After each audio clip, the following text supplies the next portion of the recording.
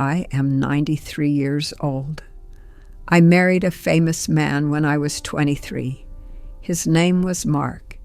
He was a movie star. Everyone said fame would protect me. They were wrong. It buried me alive. I spent 70 years in a marriage where I had everything except the one thing that mattered. I had money, I had houses, I had Mark's last name on every credit card, every deed, every magazine cover. But I did not have him, not really. And I did not have myself. Mark was magnetic. That is what the world saw. When he walked into a room, people leaned in. When he smiled, they felt chosen. I felt that way too. The first time I saw him, I was 22. Working as a secretary at a studio in Los Angeles. He was already untouchable, already famous, and somehow he noticed me. We got married 6 months later. I wore a white dress. Photographers waited outside the church. The wedding was in every magazine. People told me I was living a dream. For a little while, I believed them. The first year was fine, maybe even good. We had a house in the hills, parties every weekend. He would introduce me to directors, producers, other actors. Everyone was kind to me because I belonged to him. But I started to notice something. When the cameras left, when the guests went home, Mark would go quiet.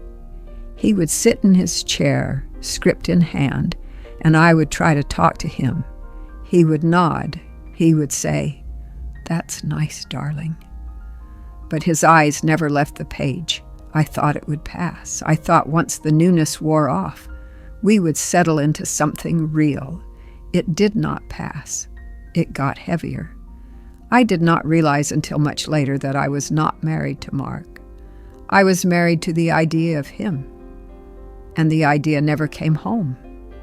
Mark worked constantly. He was on set for months. When he came back, he was exhausted.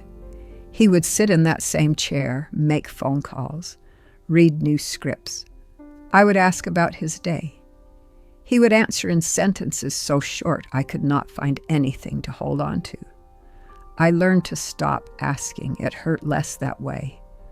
We had a son when I was 28. His name was David. I thought maybe that would change things. Maybe Mark would soften. Maybe he would finally see me differently. He did not. Mark loved David, I think, but he loved him from a distance, like he was watching his own life happen instead of living it. David learned early that his father's attention was something you waited for, not something you asked for. By the time David was 10, he had stopped trying. I remember one night, David was maybe 12. He had built a model airplane. He spent weeks on it. He brought it to the living room to show Mark. Mark looked up from his script, smiled, said, "Very nice, son," and went back to reading. David stood there for a moment. Then he left. He never showed Mark anything again. I wanted to say something. I wanted to tell Mark that our son was disappearing the same way I was. But I did not, because I was afraid that if I said it out loud, Mark would look at me the same way he looked at that airplane, polite, distracted, already gone. For a long time, I told myself this was normal. This was just what marriage looked like when you stayed long enough. By my 40s, I had a routine. Garden in the morning, lunch with other wives on Thursdays. We always met at the same restaurant. White tablecloths, good wine, salads we barely touched. We talked about renovations, vacations, our husband's latest projects. One afternoon, a woman named Helen said, "You must be so proud of Mark. He's everywhere right now." I smiled. I said, "Yes, I am." And then I went to the restroom and stood in front of the mirror for 5 minutes trying to remember the last time Mark had asked me a question about myself. I could not remember. One evening that same year, I tried something. I made his favorite dinner. I set candles on the table. I wore a dress he used to say he liked. When he came downstairs, he looked at the table and said, "What's the occasion?" I said, "Nothing. I just thought we could have a nice dinner." He sat down. We ate. I tried to start a conversation. I asked him about a script he was reading. He answered. 3 sentences. Then silence. I asked him if he remembered the trip we took to San Francisco in our first year.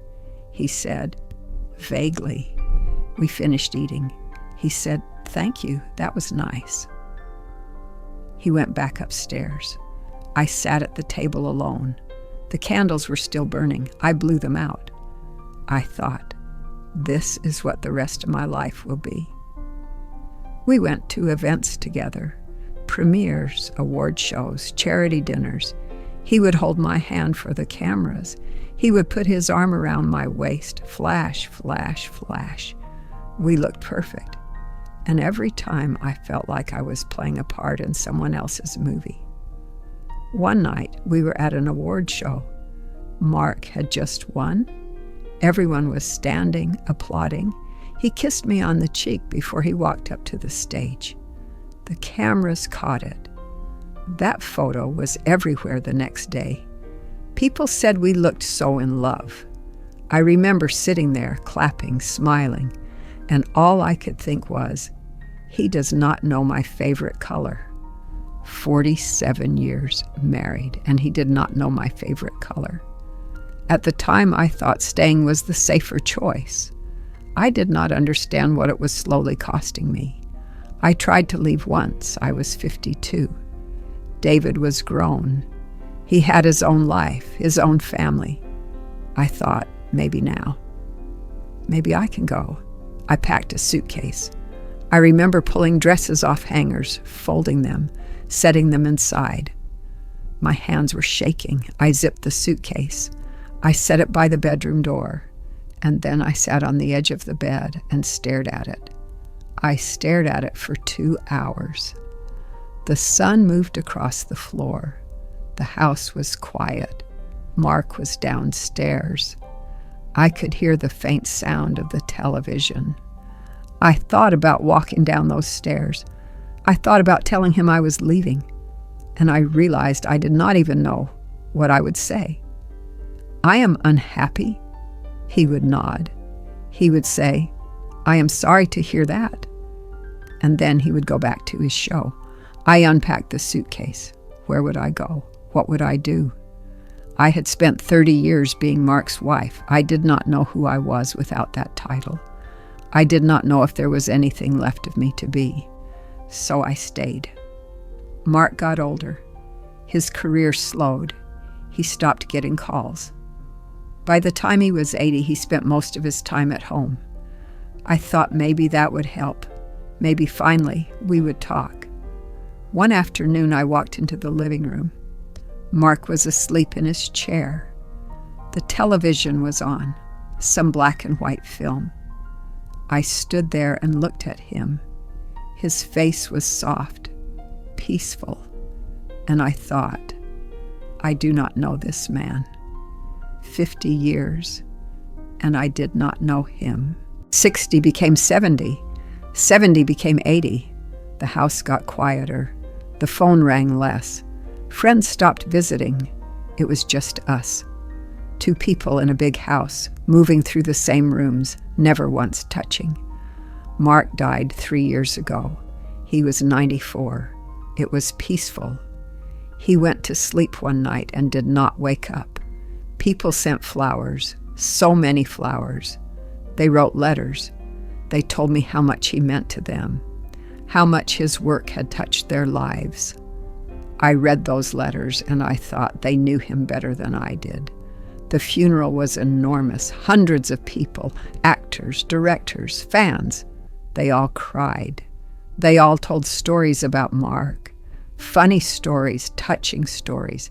I stood there and listened. And I realized I had 70 years with him, and I did not have a single story that made him feel real. Sometimes I wonder if the real mistake was not leaving, but believing this was all life was meant to be.